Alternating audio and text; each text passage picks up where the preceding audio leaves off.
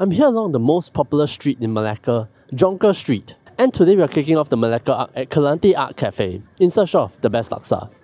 Super excited to be starting this next arc. It is in my opinion that Peranakans are amongst the best cooks in the world because I have never eaten any bad Peranakan food before.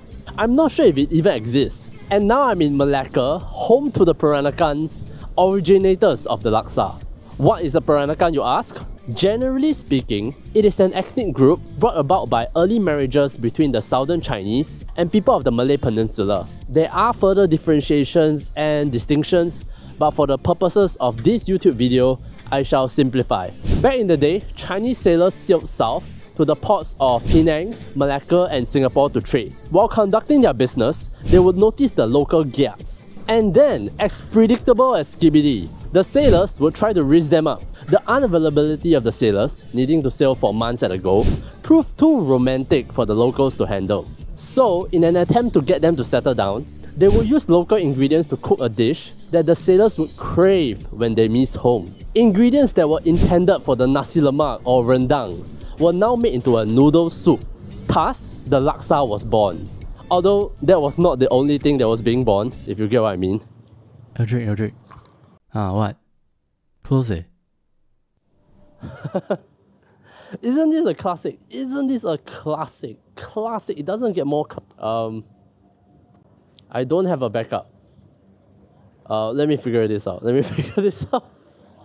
The other place that I had prepared was also closed today, so I just chose the most popular laksa store I could find, Jonker 88. I'm sure you all have heard before. The place was really small, or rather there are very little tables and chairs, and they do it like Hong Kong style. You just sit next to other people. And I was sitting at a table with two other parties, a single diner and a duo. And I got their BABYYY Laksa. They had a Nonya Laksa, but that was the Assam kind, so not relevant in this series. And this bowl of laksa is exactly why I trust you all so much. Despite having 3,900 Google reviews, none of you mentioned this place, cause it's not great. First of all, the broth is very light. Like, what is this viscosity? It's like plain water which suggests the lack of coconut milk inside. There was next to no lemakness, nor coconut fragrance. No lemakness for laksa is rough. And then, they use a bihun instead of two mifen. But anyway, I like mifen, right? Because of its ability to entangle the, laksa, the little bits, the sandy bits. But there are no sandy bits here. So, I mean, mifen is still good, but no real utility. The toppings are some tau pok, pretty nice, some crispy fried bean curd skin, tauki, and unpeeled prawns. Which means to me I don't care. Because unpeeled prawns, sure, the customer can peel, right? But in laksa, where the only bowl is the bowl with the broth inside, there is no base to work on. Which means you must use your hands in a soupy dish. I'm not sure if I'm being too critical, but it's like, you do your own thing.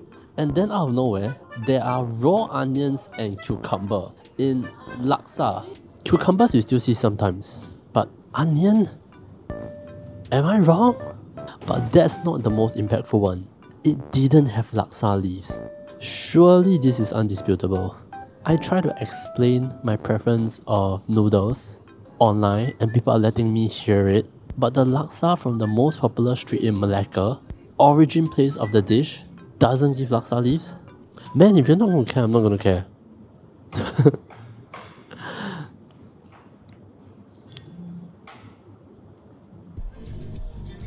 Try to, baby. It's open today.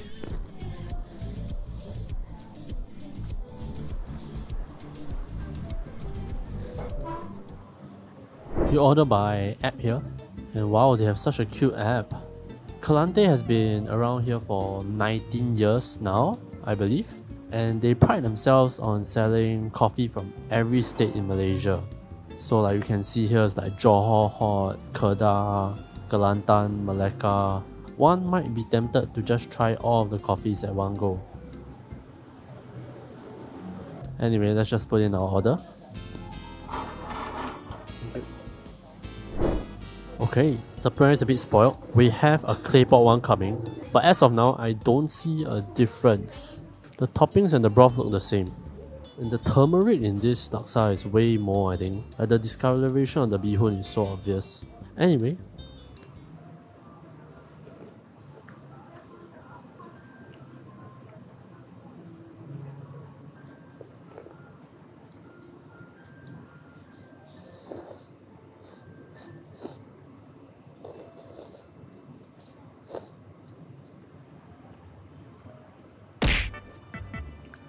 Wow.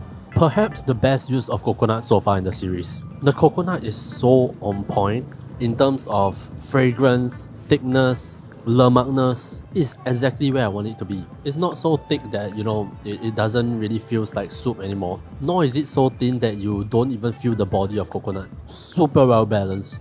I only wish that I got more broth, because here in the bowl is actually quite a lot of ingredients as compared to broth. Toppings are alright. The cucumber and the bean sprout gives a very nice crunch, different texture to the dish. There was this one beancurd puff that was really crispy. Oh, and while it doesn't look like there's any laksa leaves, I can actually taste it in the broth.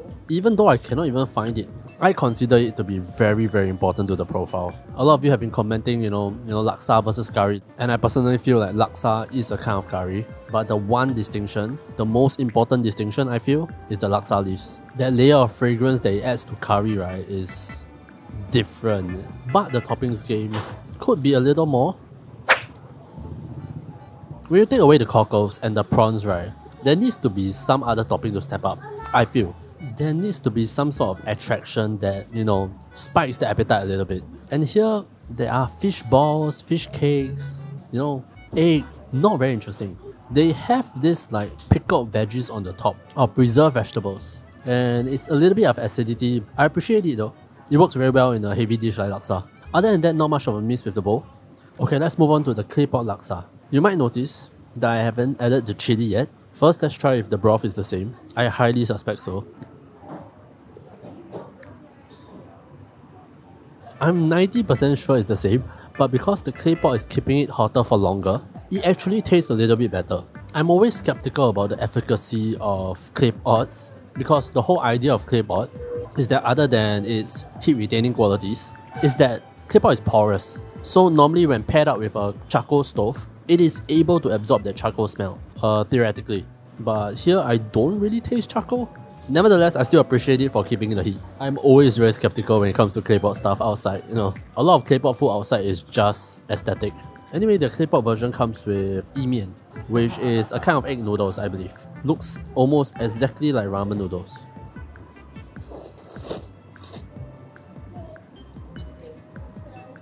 In terms of our search for the most suitable noodle for laksa, mian is not the answer. The taste of mian is too strong, and it doesn't sit well with the laksa broth. I love the texture though. Decent carry of the laksa broth flavor as well. Anyway, let's try the chili. Interesting, it's like a ganlao ban mian chili or lao gan ma. These are chili crepes rather than the usual sambal. Let's do it with the noodles.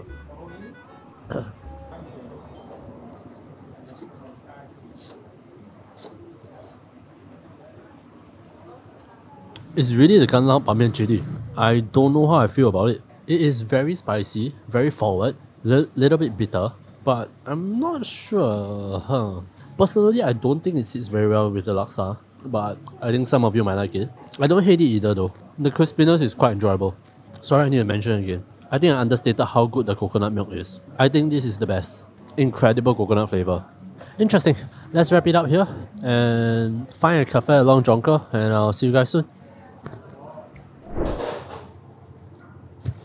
We are now at 125 Plus Coffee Bar, a little bit away from the beaten track, and I got myself an iced latte.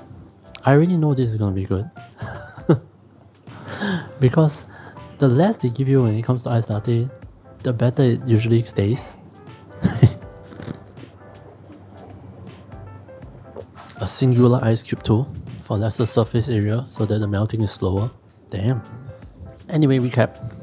Good coconut broth, like the best.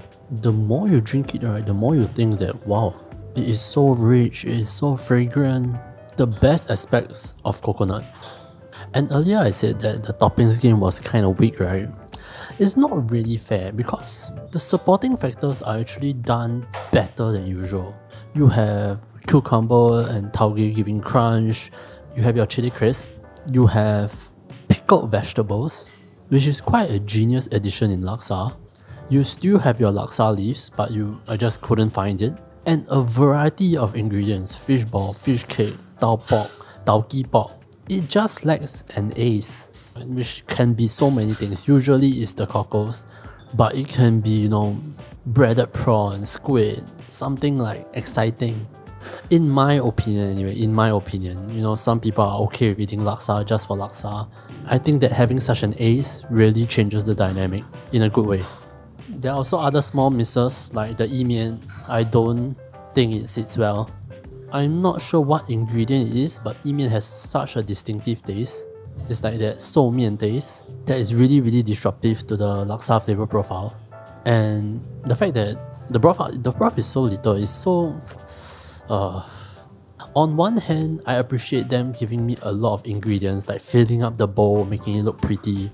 On the other hand, every spoonful of broth that I want to go for is so challenging.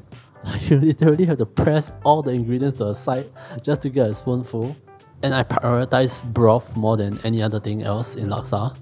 Interesting first laksa of the arc. 1 plate I'll walk for the laksa, 2 plates I'll take a bus for the laksa, and 3 plates I'll go anywhere in Melaka for the laksa. And Calanthe Art Cafe is 2 plates.